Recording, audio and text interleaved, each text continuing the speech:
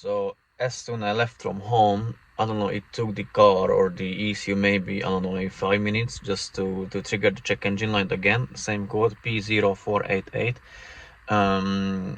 What I noticed that the car was like shaking during the gear changes. Luckily, I have at the moment here another 4 Mazda Skyactiv 2 diesel. So if you're interested to see and know how this one turned out, stay tuned and subscribe and leave a like and a comment and share also. It may help other people as well.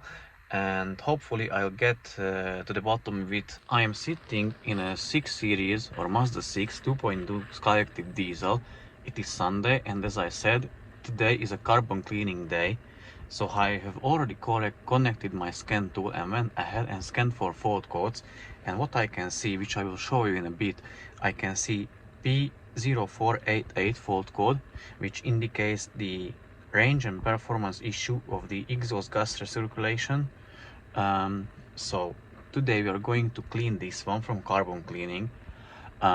Also, when I start up this car, the check engine light stays on, and when the owner brought it here on the way here, he also had the SCBS malfunction on the dash. I'll show you where, and also the traction control light on. My initial guess was that he will have the fault code of P0101, but he doesn't have it. However, he had a remap which should be removed. I don't know if it's a remap as well or just a EGR delete. I'm not sure. I'll ask him later. And also will include our conversation when he messaged me on my Facebook page, because he already had this one cleaned, but the chemical way. He paid £150, which is not the most. Obviously, if it hasn't done nothing to the car, it was like waste of money. But I had clients who paid 300-400 for the chemical carbon cleaning, and it did nothing. So if you're interested, stay tuned and watch how it is looking like after a claimed carbon cleaning. I'll record how it is before and when I clean it, how it is looking after. So now let me switch the camera, show you the dashboard, show a few things you should notice or make note of, or what to look for, show you the fault codes and check for live data, check for the values, what to look for, and how to set the diagnosis. Once I'm done with that, I'm going to open the bonnet, which is already opened, and I'm going to visually check the engine, see for any known issues, what I know about or what are known in the community. First of all, a car has done 112,000 miles. It is not started up yet. What I see is the consumption. It is 26.6 mpg, which is not a lot. Obviously, it is depending of the style of the driver and where he drives, if it is city or motorway or combine. But I would say you should be looking at, if everything would be okay and no carbon buildup issues, you should be looking at around nearly 40 mpg. Now let's check the code. As I said, P0488, and here is the description of the fault code. Now I'm going to start up the car and check for live data. The car is running, idling at the moment. Check engine light stays illuminated, and what he had on the right side of the dashboard, SCBS malfunction or smart city braking support malfunction, and the traction control light was also on. Now check the live data. I started up the car 20 seconds ago. The brake booster pressure sensor is still showing around 10 kPa, which should show 7.6 kPa. So I won't touch the brake and see if that climbs back down to 7.6. Whilst I'll checking for another data, which I'm looking at regularly, which is the engine oil pressure. Yeah, that looks good to me. Supposed to be between 160 180 at idle, so that looks good to me. The exhaust pressure sensor, it's not that bad. It's supposed to be around that, maybe 105 at idle. The owner told me that he removed his actual exhaust pressure sensor, cleaned the rubber pipe underneath, and then put that one back. He's got a new one, which he asked me to fit. I won't fit it today because probably he will come back for exhaust camshaft check later, which needs removal of the valve cover. So when I do that, I will change the exhaust pressure sensor for him and clean the pipe, the metal pipe underneath it as much as I can. I see these are some weird values. I don't know if that's with the remap or what it is with. I'll try to do him like a relearn of that in learning values of the injectors. The correction factors looks good to me. Now let's check back for the brake booster pressure sensor, which can be an indicator of a bad vacuum pump. Yeah, it didn't go down to 7.6, it is above. And let me press the brake pedal. Obviously should rise, but should fall back quickly, which it won't. So he may have his vacuum pump going on his way out. And the owner also wants me to change the injector washers, which I will do for him. It doesn't need the valve cover removal, so I'll just remove the injectors and clean the holes and change the washers. And next time, once he comes, or when he comes, I'll remove the valve cover, check for physical wear of the camshaft, and then replace the exhaust pressure sensor for him. Now let's do the visual assessment, visual check of the engine, or what we can notice straight away. So let me check the injectors. They look good to me. So there is no leak, they are dry there, it's no wet. Let me check the belt, drive belt, that looks good to me as well. Not much that I can see. I can see his exhaust pressure is the old one. So yeah, so the plan is I'll remove the parts, EGR intake parts. My girlfriend is still sleeping. Once she wakes up, it will be waiting for her to clean. She does a lovely and great job, so that's why I always give it to her, and obviously it saves my time and effort. So she will do the cleaning. Me and my father-in-law will do the walnut blasting in the meanwhile. And let me switch the camera and tell you something else. So here is the car. It is lovely color. I really like it. And so what I wanted to tell, I'm planning to buy all the parts, the EGR parts in the intake manifold, and all the parts, clean them beforehand so that I can speed up the things. So basically it will be a core exchange. So the customer brings his car, I will already have the parts prepared, cleaned properly my way. I will only need to do just the walnut blasting. So when he comes, I can put back my parts basically and keep his ones and clean them afterwards or whenever I want, so I can speed up the process. So yeah, this is the first thing. And the second thing, I bought myself a really nice tool, which I'll show you. I don't know how I didn't buy it earlier. Hopefully I'll try it today, but hopefully it speeds up my job, my work a lot. So, and also we are prepared for bad weather. Weather cannot stop us. I've got a tent or a gazebo, whichever you prefer to call it. So if that is needed, I will set that up and work underneath and get this one cleaned and return it to the owner, and hopefully he will be happy with the result. So let me remove the parts, report back before the removal of the intake manifold, just to see how it is looking like the supposed chemical carbon cleaning, and how it will be look like after I carbon clean it by walnut blasting. So without further ado, let's do the job.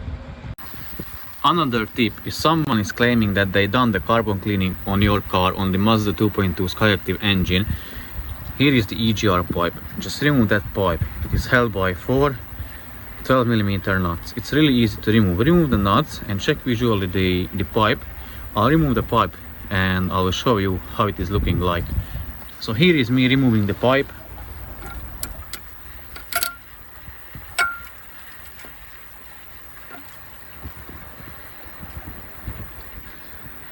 I can see that it had some effect. It's not that bad, so we will see the rest of the parts. Another thing I noticed on this one, you see that nipple there? supposed to be a breather hose or something called like that, and it was down there where the flap is for the coolant release, that white flap, that one. So it was around that. Yeah, so I found it down there. It wasn't put back, so once I'm assembling the car back, I'll putting it back. Now I undone all the bolts and nuts. The last thing is to remove the intake manifold. What I noticed that the chemical carbon cleaning has some effect, or I don't know if they just clean this pipe and remove, because this is really easy to remove, and this one too. So it may seem, you see, but from the other side is not clean. So this can be reached if you remove this pipe. So I don't know if they done that, but look at here, EGR as well. So I don't know if it has any effect. You tell me in the comment section. But what I noticed, what pissed me off, that all the gasket was so stuck on. As you can see, it is like a burnt or carbon or whatever, I don't know, it's like a glue. So I don't know if they put silicone on there, I don't know, seriously. So the gasket was so hard to take off. So now I'm removing the intake manifold.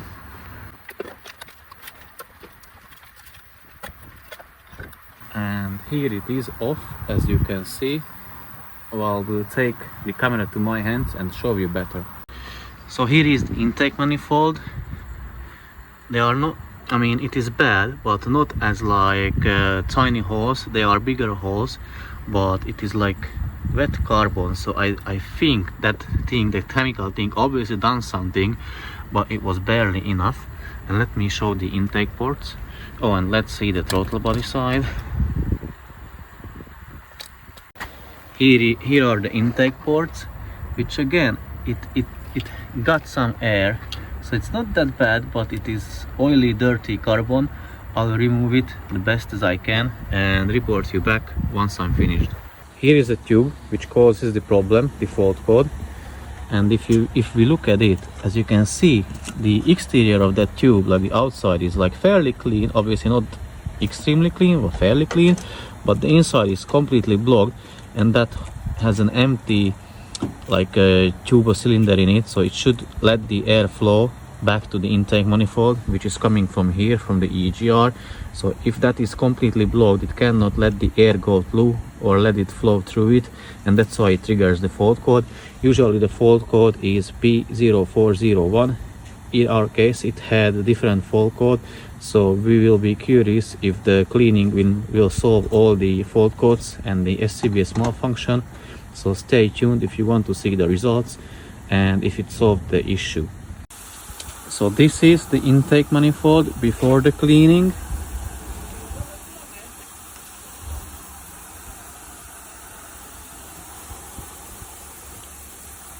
And I will show you after the cleaning as well. Here is the EGR cooler before the carbon cleaning. So I stuck a light source on the other end and checking if I can see that through the channels, and I can see it. So it is not that bad as I seen them, but the truth to be told, that the owner told me that it has been cleaned by a mechanic as well, by someone else, not just the carbon cleaning company. So yeah, I don't want to shit on other person's job or other people's job.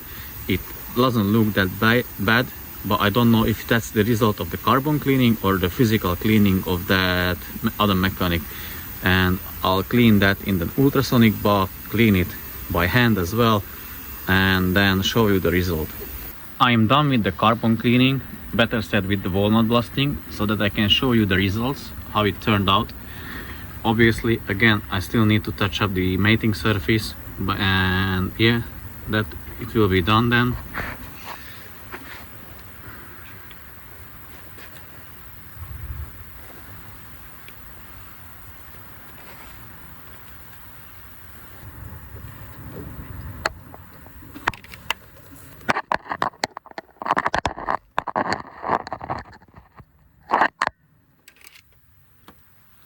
So yeah, that's how I do it. That's how it turned out. Still waiting for the intake manifold in the ultrasonic bath to be cleaned. Then I'm going to scrape that off, blow it out and show you the result.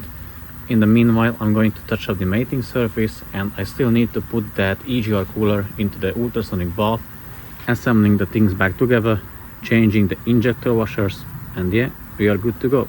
And as this being the automatic car, let me show you how I turn the engine over. So one side is lifted, wheel is removed.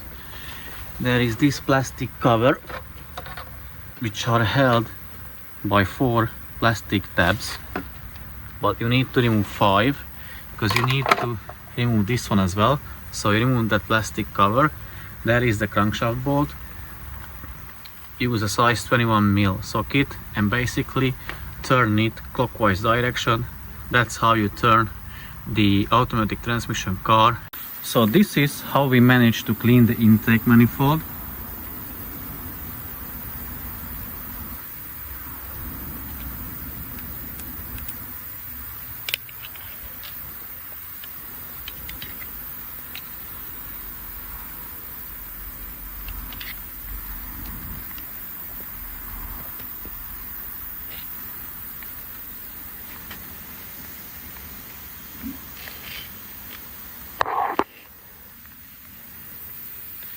And now we are going to put back this to the car, wait for the EGR cooler to be cleaned. I'll show you that one as well. And finally assemble the car together, and then lastly change the injector washers. The 4 injectors are removed. They weren't removed before, but now they are. I just cleaned the holes with the rug and the long rod. They were pretty easy to come out, so let me show you how they look like. Here are the 4 injectors. The tips, they look quite shiny still, so they weren't, the washers weren't that bad. Here are the remaining 3 washers. One is still stuck on. I'll remove that one, clean the surface, the nozzle of the injector, clean the body as well, and then I can put them back. So basically how I remove them, I undone this fuel return line, 5 40mm bolts. I removed the injector washer the injector bracket holder nuts, 10mm nuts, 8 of them. Remove the moon washers. Be careful because they are quite pricey. Last time I had to buy one for the client because I lost him one. It was £10 a piece. Yeah, the brackets, hey, they goes like this. So if you're looking at the front of the car, the smaller hole is on the left side, the bigger on the right. And yeah, they have a special tightening procedure. I have already made a video of it, so feel free to watch it if you want to know how to tighten them. But basically that's it. Removal is easy. I just obviously depends on your situation. At this time I was lucky, so I just pry it on from underneath, but very carefully, very gentle, so I don't break the valve cover.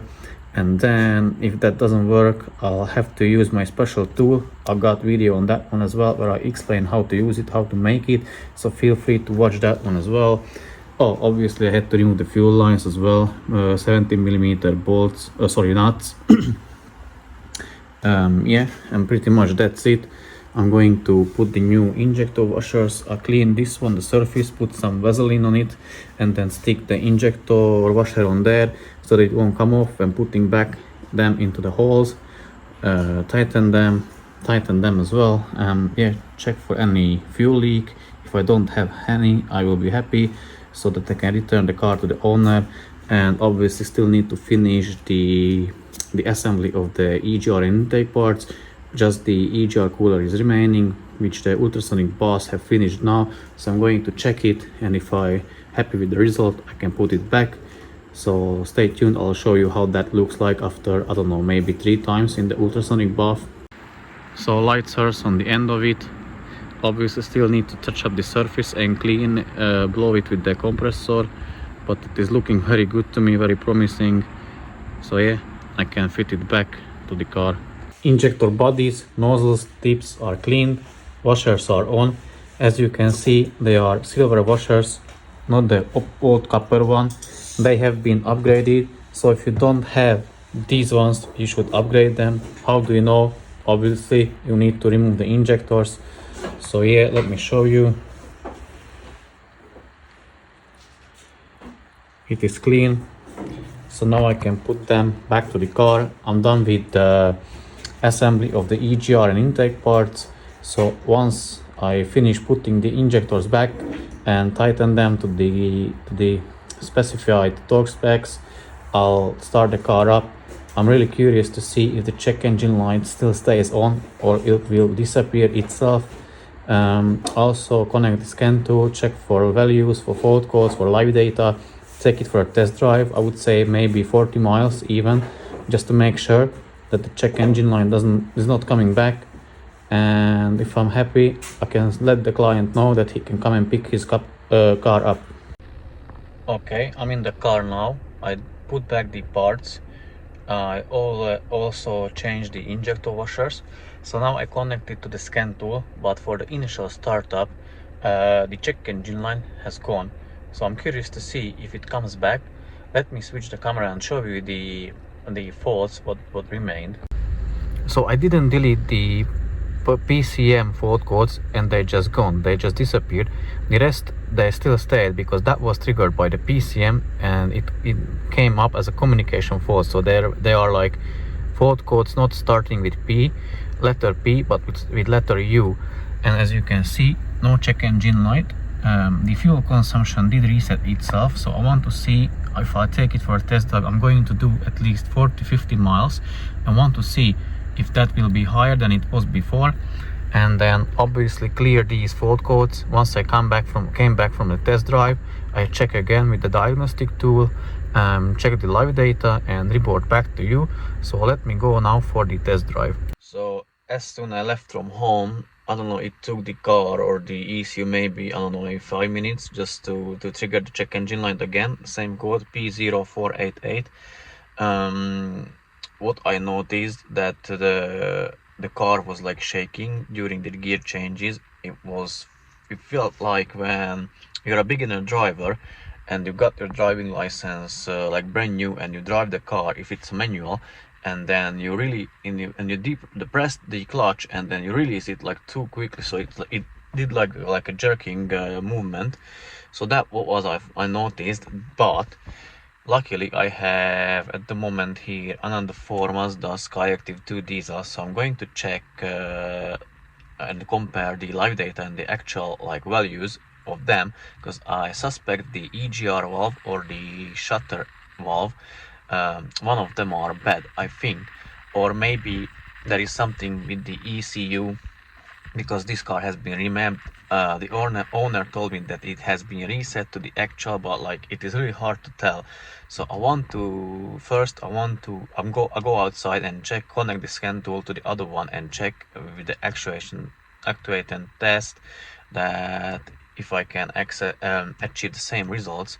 Because this one I tried EGR and the EGR cooler bypass valve, and one wasn't closing and open fully, and one wasn't opening fully.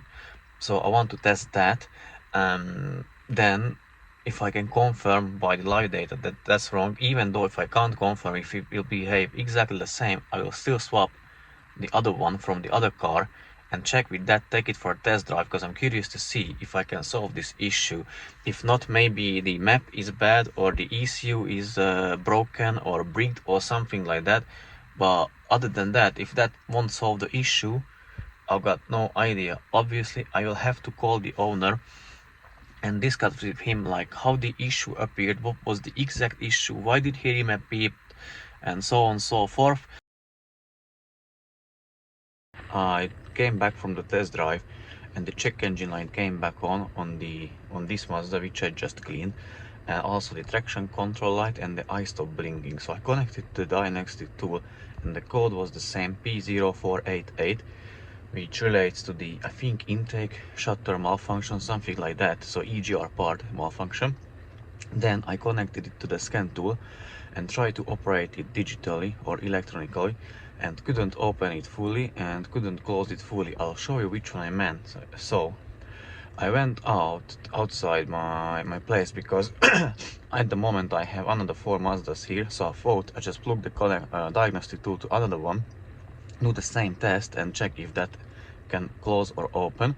Unfortunately, they were all pre-facelift models, so I didn't have that option on my diagnostic tool. So then I asked my friend if he can come over, because he's got a 65 plate and automatic as well. So ask him to come over and check on his one. Unfortunately, his one was a pre-facelift model as well, so couldn't do it.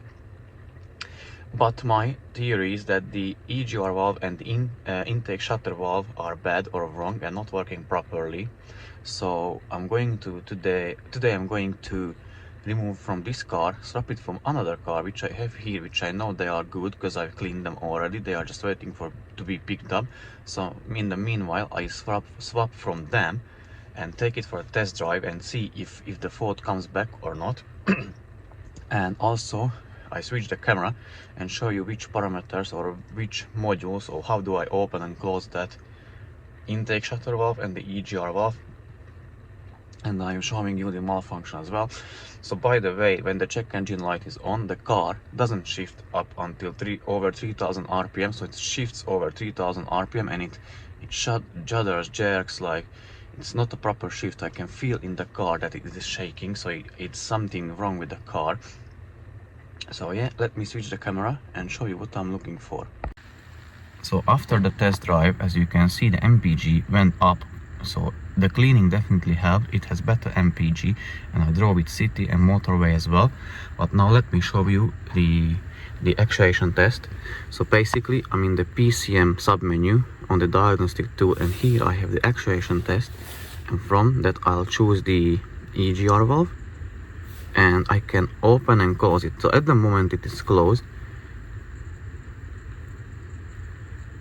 and look what it does. So it doesn't go above 80%, so means it doesn't open fully.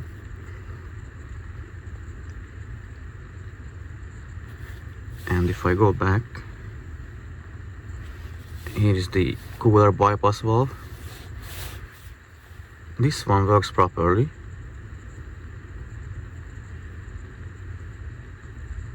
Yeah, it opens and closes as it should.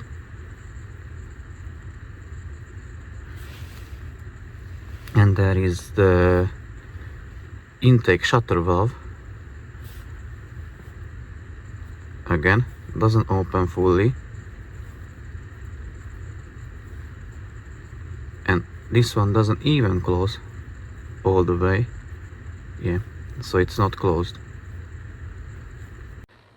So the plan is to swap the parts from the other car, connect the scan tool and perform the same test, and I will see from that if I can achieve the same results or I can open and close them fully, and hopefully it will solve the issue with this car. Well, I'm back from the test drive. I've drove the car for 34 miles with the swapped parts, and the fault code didn't come back. So I drove it normally, I drove it hard, city, motorway, and it didn't come back. And also the MPG today is great, 46 MPG. I'll show you when I switch the camera, but it is showing 46 MPG, which is great. Yesterday, well, after the test drive, it had only 36, so mid 30s. Now it is mid 40s. It's great. It's a huge improvement in my opinion. So even though when I swapped the parts, I connected the scan tool, tried to like move the EGR or open and close, still return the same values. I'll try it now. Once I switch the car off, I'll try it one more time. I'm curious to see if I can open it or not, and I will even ask my friend who's got a 66 plate Mazda to come to my place and check his one, if I can open on his one or not. I'm really curious to see, because I can't really prove my theory, but I guess that the parts, the intake shutter valve and the EGR valve were bad. I don't know which one, maybe both, maybe one of them. I'm not 100% sure, and trust me, I don't really want to find it which one was bad. I mean, like, I could swap one again back and then take it for a test drive and check if the fault code comes back, but it takes time, which I don't really have at the moment. So yeah, the owner has to get a used parts. Anyways, I'll take it for another test drive once I finished working today. So I'll take it maybe 1 hour. I even do more miles and see if the code comes back or not. But I think we solved the issue. So yeah, now let me switch the camera and then I'll try to do the diagnostic again and check if I can operate the EGR and the shutter valve open and close. As I said, after the test drive, no check engine light, nothing. MPG 46, 33.7 miles done on this trip. So yesterday was around 36, 35 MPG. Watch the latest videos, I can't really remember. And let me plug the diagnostic tool on and check if I can operate the EGR valve and the anti-shutter valve. Well, the diagnostic is connected, and again, even though after the test drive I still cannot fully open or close it, as you can see, it doesn't go higher than 82.5, but still the car runs as it should. Well, I can try to start up the car and maybe try it that way. So let me do that and see if I can open it a bit more or not. No, even with the car running, same result. I cannot open it more. But yeah, I'll check it on my friend's car if I can, if he has got the facelift model or the same model, which I can operate the valve separately by the tool. So I'll report back, but I still think either I guess the valve, the EGR valve and the shutter valve, or one of them or both of them, I'm not sure, they were sticking or something. So even though the ECU requested it to open to a certain degree, it didn't open. That's why it can be the answer for the better fuel mileage as well. So I really hope this fixed the issue, so the owner only need to get the used parts fitted for him, and then he can take the car away and then have with it another lot more happy miles. Okay, I'm back from the another test drive. I've done altogether 60 miles and the car averaged 44 mpg, and upon maybe 5 miles ago the check engine light came on again, but not with the same one, not with the traction control and the SCBS, and it didn't do the same symptoms as before. So it didn't jerk, didn't shake upon gear changes were fine. It only lost power. So initially I thought it may come back with the P0101 fault code, or maybe for the pressure sensor fault code. So now I'm at home and now I'm checking the fault codes, and let me switch the camera and show you what I found out. So the car is not running at the moment. There is I've done 60 miles and 44 mpg, but when the check engine light came on, the fuel mileage or the range dropped significantly. And here I'm at the scan code reader, and I've got the two fault codes, and I checked already with live data when the car was running, and the exhaust pressure sensor was showing about 200 kPa, which is a lot. So now I want to check with the ignition, with the engine turned off, what it is showing at the moment. And I suspect that the sensor is bad, and as the client already had one boat, so it just needs a replacement. So probably I'll fit it for him tomorrow and then do another test drive. Well, let me just check the live data for when the engine is turned off, and check the live data for the exhaust pressure sensor. Yeah, as you can see, it is moving, and weird numbers, extremely high. Even I can't understand why is it not showing in red when this is above, the range is supposed to be between 0 and 150. So I assume that is bad, or worst case scenario that the rivet is broken from the turbo flap. But I would say that would be making noises, or at least I could heard something, but I didn't hear anything. So I'm assuming that the exhaust pressure is bad. So yeah, and it needs changing. So yeah, I'll change that tomorrow. Yeah. So yeah, it is how do you call it? Train of lucky events. Obviously, lucky events for the owner. Yeah. So that was it.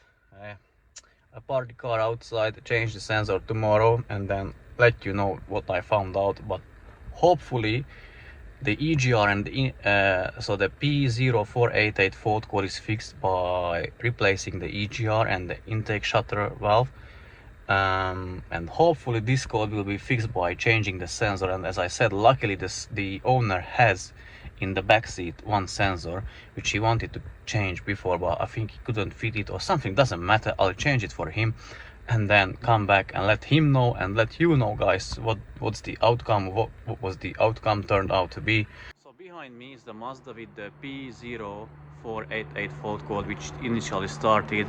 Then when I switched the parts for the EGR and the intake shutter valve, that code disappeared. Another came back, another two, P0471 and P2262 for the turbo malfunction or something like that with the pressure sensor related. So I changed the pressure sensor, and when I switch the camera, I'll show you what I found out. So I have changed the exhaust pressure sensor. There is the new one wired up as it is supposed to be. But before I went for a test drive, I wanted to make sure that that rivet is not broken on the turbo side. So let me show you where it is. You need to remove the battery under tray. You have to undo this charge pipe and move it aside, and then you have access to the turbo. And there is where the problem usually is or lies. I checked and it moves, so it is not broken.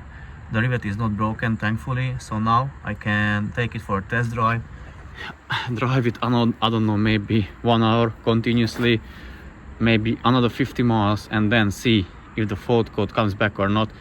And if not, I'll let you know, obviously, and I'll let the owner know finally, so he can come and pick his car up, and then finally he can enjoy it properly as it is meant to be. Okay guys, so it is 7:30 now. I've done another 70 miles on top of that, which I done yesterday. The MPG averaged 43.5, and no check engine light, no fault codes came back since then. So to sum up everything and the conclusion, this Mazda came for carbon cleaning because it had fault codes P0401 and P0488. At the time when I done when I had the car, I scanned for fault codes. It didn't have that P0401 for the carbon buildup or for the blocked tube. I done the carbon cleaning, started it up, bled the system, took it for a test drive. After 5 minutes of driving, check engine light on, car didn't shift until over 3000 RPM, and it was jerking, stuttering. So I scanned for code, the P0488 came back. Then I thought it may be the EGR valve or the intake shutter valve, so I swapped it from another car which I have here with me at the moment. Took it for a test drive, nothing, no problems. I drove 50 miles until last 5 miles, check engine light on, no power, limp mode. Okay, scan for codes, P2262 and P0471 came back, related to the exhaust pressure sensor, which the owner already told me that he tried to clean it, he cleaned it and it worked for a while, but it threw a code again for it, and luckily he had that one already bought, so I just needed to fit it. I fitted it, and now the car is working properly as it should. So this is how it ended. And yeah, by the way, I just brought home my father from hospital, so he's back home. He'll be helping me, I think, soon, if he obviously when he gets better. So good news, this one is fixed. I'm happy, so I can return this one to the owner, and yeah, and carry on with the next ones. So yeah, thank you for watching this video. If you liked it, leave a comment, share, subscribe, leave super thanks, it's up to you. And yeah, until the next one, see you, bye.